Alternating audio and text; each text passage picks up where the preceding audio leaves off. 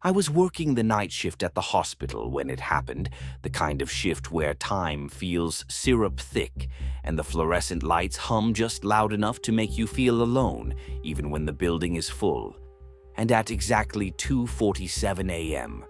my phone buzzed with a routine transport request to take a patient from radiology back to their room, except the destination listed was 4th floor, which immediately made my stomach tighten. Because our hospital doesn't have a 4th floor, it goes 1, 2, 3, then skips straight to 5 like a lot of old buildings do, something everyone who works there knows without thinking, so I assumed it was a typo and called dispatch. But no one answered, just dead air and the faint echo of breathing that might have been my own. So, against my better judgment, I wheeled the empty gurney into the elevator anyway, figuring I'd at least get clarification once I was moving. And when the doors closed, the panel lit up on its own, a soft orange glow behind a button that definitely wasn't there before, labeled simply 4. And before I could stop it, the elevator lurched and started moving, slower than normal, like it was sinking rather than rising, the usual cheerful music cutting out and being replaced by this low, uneven vibration that I felt in my teeth. And when the doors opened, I wasn't in the hospital anymore. Not really, because the hallway looked familiar but wrong. The walls a dull yellow instead of white, the lights dimmer, some flickering, and the air smelled stale, like old bandages and dust, and the nurse's station ahead was abandoned except for a clipboard lying open with my name written on the sign-out sheet at 2:47 a.m., even though I hadn't signed anything. And as I pushed the gurney forward, my footsteps sounded too loud, echoing down the hall where patient room doors stood slightly ajar, each one revealing darkness inside, until I heard a soft, wheezing cough behind me and turned to see someone now lying on the gurney. A man I didn't recognize wearing a hospital bracelet that read my employee ID number instead of a name. His eyes open and fixed on me with this tired, knowing look as he whispered, "You finally made it," and asked me how long I'd been working nights, and when I told him a few years, he smiled sadly and said that was about how long he'd been waiting, explaining in a calm, almost bored voice that the 4th floor was where people ended up when the hospital forgot them, when they stayed too long, worked too late, or learned too much, and that everyone eventually gets a shift they don't clock out of. And as the lights overhead began snapping off one by one behind me, I panicked and ran back toward the elevator, hammering the button, the doors closing just as the hallway went dark. And when I emerged back on the 3rd floor, everything was normal again, bright and noisy, my radio crackling with chatter like nothing had happened, except later that morning when I checked my schedule, I saw a line added at the bottom in faded ink, assigning me permanently to nights, starting at 2:47 a.m., 4th floor.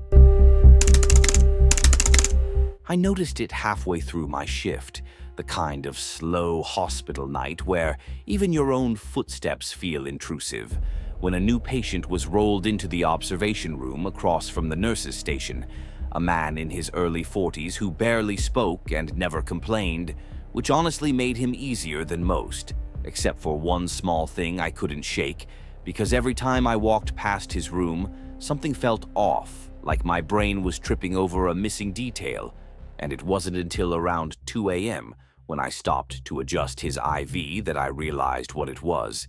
The stainless steel cabinet door beside his bed was acting like a mirror, catching the harsh fluorescent light, reflecting the room, the machines, me standing there in scrubs, but not him.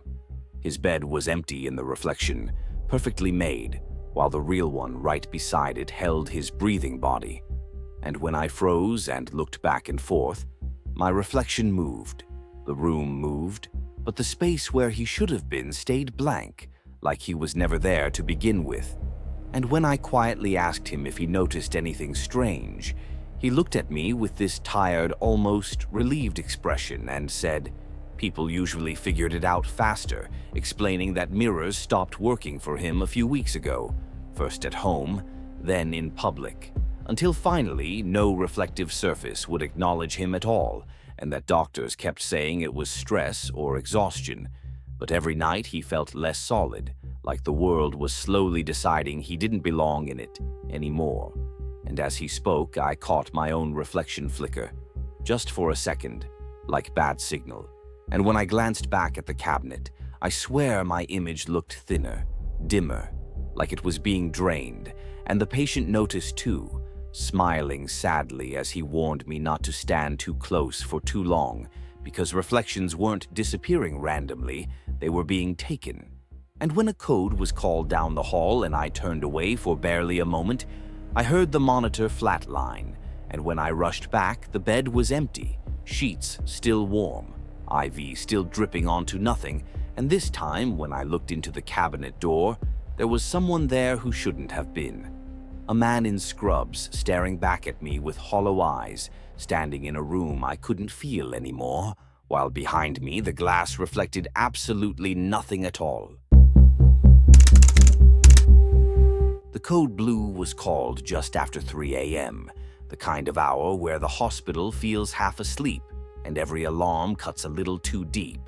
And when I glanced at the screen outside the room, my first instinct was confusion, because the patient line was blank, no name, no age, just a flashing alert and a room number that technically wasn't assigned to anyone.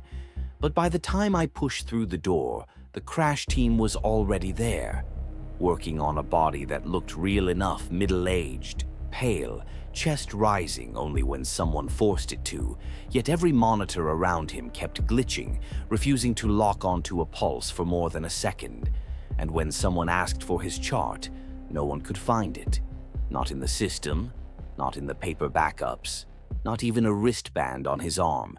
And the longer we worked, the stranger it got, because the defibrillator pads wouldn't stick properly, sliding off like his skin couldn't hold them, and the heart rhythm on the screen kept flattening, then briefly spiking, as if it couldn't decide whether he was alive or not. And in the middle of it all, I noticed something no one else seemed to see.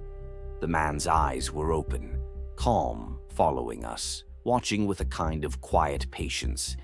And when I leaned close to check his airway, he whispered my name even though I'd never met him, telling me it wasn't my emergency and that he'd been waiting for someone to finally notice the mistake. And right then the monitors went silent, not flatlined, just